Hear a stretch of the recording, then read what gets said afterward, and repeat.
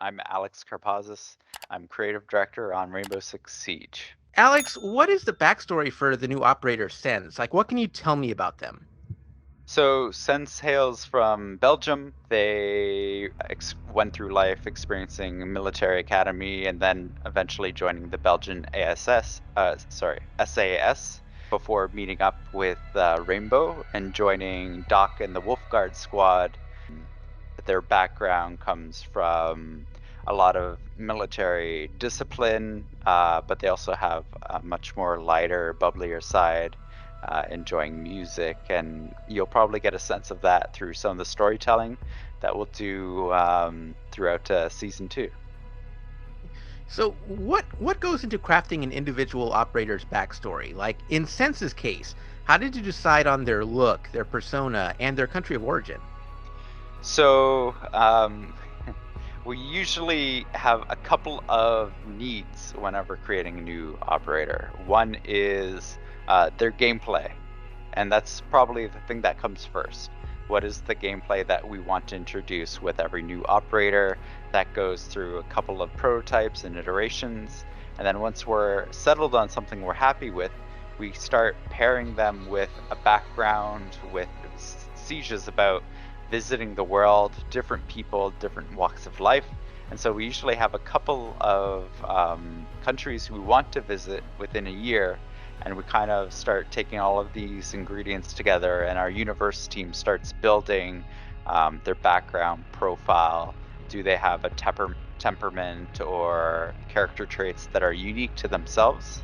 And then can we also bring in inspiration from their country of origin, or can we introduce something that is new that hasn't been seen before? Usually we try to do this because now with over 60 operators in our game, we want to make sure that each one still feels unique and special and can still stand out. I have a few questions about like Sens's gadget, but before I go into that, it's interesting that you talk about like gameplay first. That's the first thing you look for in a new operator. So, what were some of the concepts with Sens what were some of the first concepts that didn't necessarily make the cut? Like, what was the original version of Sens supposed to look like before you ultimately decided on the version that you went with? So, Sense's prototype started out early, very clearly as an operator who can cut lines of sight. It's something that we don't usually talk too much about. Either you reinforce something or you can throw a smoke grenade into a room, but cutting long lines of sight is something we haven't played around a lot in the game. So it's something that was really interesting for us when we first started the conception of Sense. Then it's a matter of balancing it so that it can feel really rewarding if played correctly and doesn't feel punishing as well. Right now, Sense's gadget wall stays up for about 10 seconds. We've tried it before shorter than 10 seconds, and it doesn't feel like it really does anything. And we've tried it for, I think, up to 20 seconds, and that just felt oppressive. You couldn't see anything for a long, long time. So those were things that we're playing around with really quickly.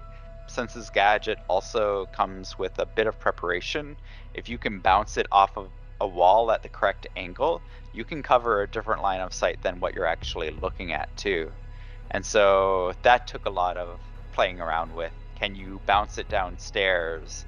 Can you get it through a broken wall? These were all things that the team had to play around with to make sure that it felt really good, that you knew what you're going to do instead of accidentally doing something that you had no idea what you were doing. Okay, that's really interesting that you say that. And I like so Sense's gadget is the ROU projector. It's something that you lay down and you get a giant wall of light.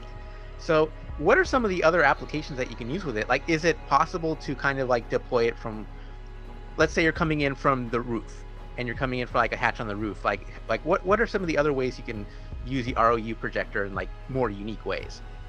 So that is absolutely one of the benefits of having more of a top-down view of where you're laying out the ROU means that you can start setting up complex kind of mazes for your teammates and not for yourself.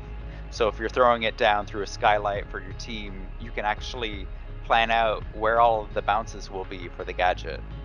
Likewise, you can synergize really well with operators who synergize with smoke. So you can throw down something and then have a glass behind you start kind of overwatching, seeing through the wall, making sure that nobody kind of pushes the RU device.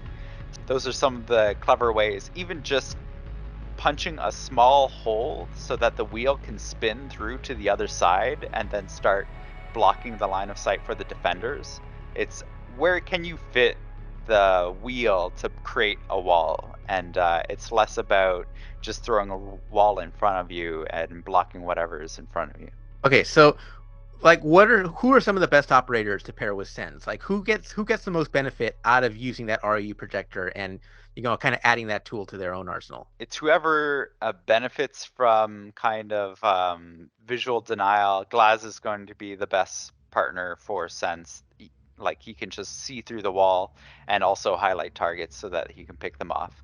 But if you want to be really strategic with your gadget, you can also pair it with a lion so that not only do you lock vision, but you lock movement at the same time, and that can get you into a position where you can make a really quick plant somewhere without feeling pressured by the defending team. And I know strategies change from map to map. So like is there a specific map where Sense is better than like a certain other place? Like what map does Sense truly thrive in?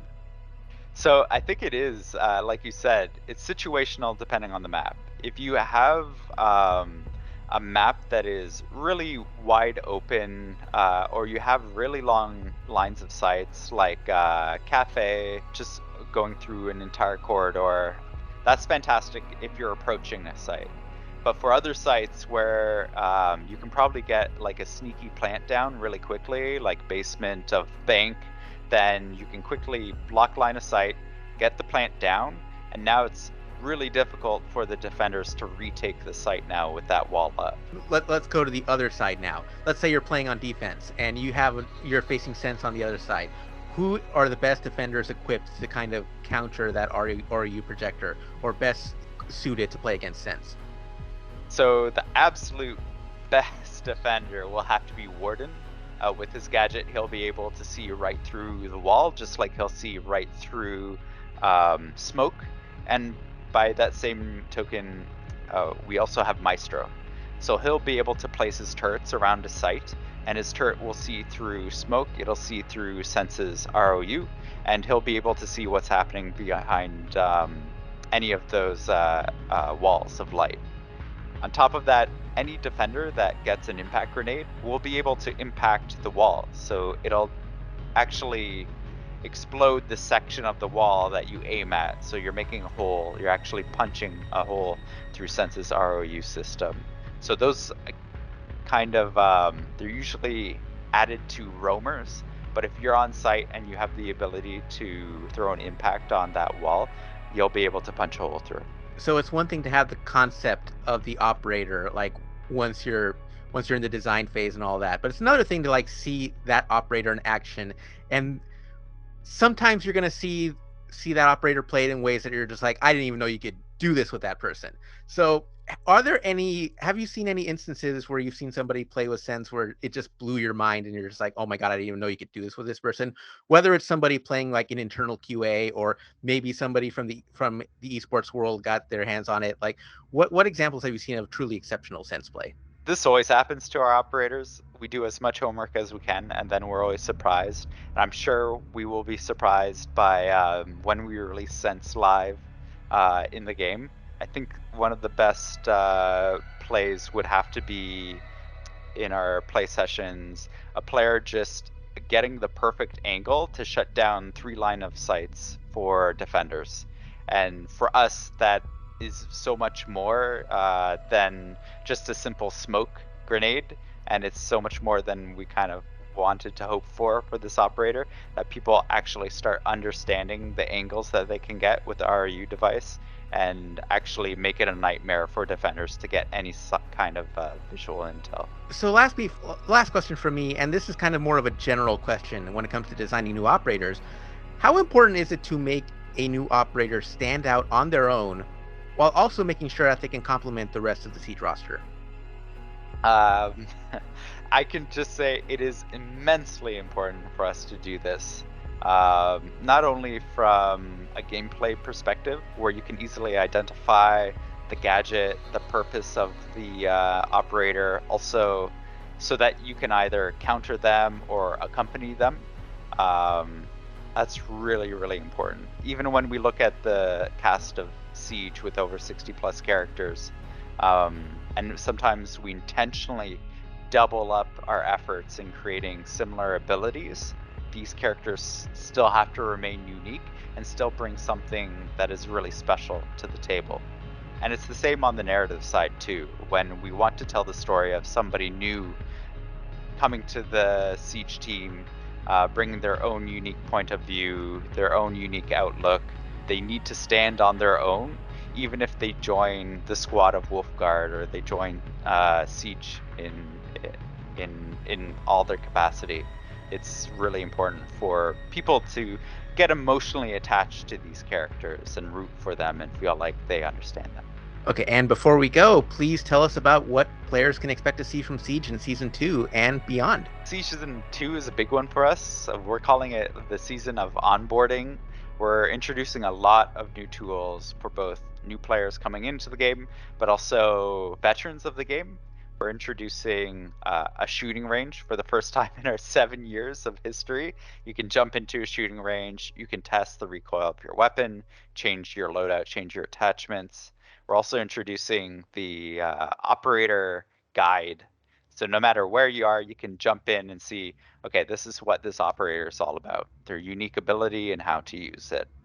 And we're introducing a team deathmatch specific map this season. We introduced team deathmatch last season. It's been a lot of fun for players to jump in, warm up, get used to all of the mechanics of Siege. And now we're introducing a new map that specifically fosters the best kind of gameplay that you would see in team deathmatch. All right, and when does Season 2 begin? June 7th is when the season goes live. All right, Alex, thank you so much, and we look forward to seeing more of Rainbow Six Siege. Looking And forward for to it, more, Ozzy. yep, and for more, stay tuned to Shack News.